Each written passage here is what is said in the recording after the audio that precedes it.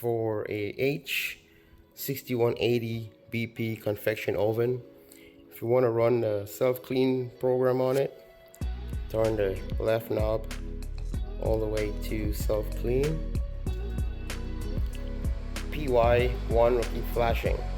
Now, the door will not lock at this point. You can still open it like that. It's still not in the self-clean program. So in order to put it into self-clean program, you have to hit the OK.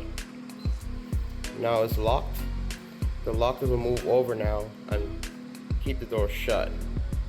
So right now, I can't pull. The lock is in place, and now the self-clean will run through the entire program. Once the program is finished, this will unlock, and the lock will kind of move back over to the left, so you can have the door open. So just make sure self-clean and hit OK. This model is H6180 BP.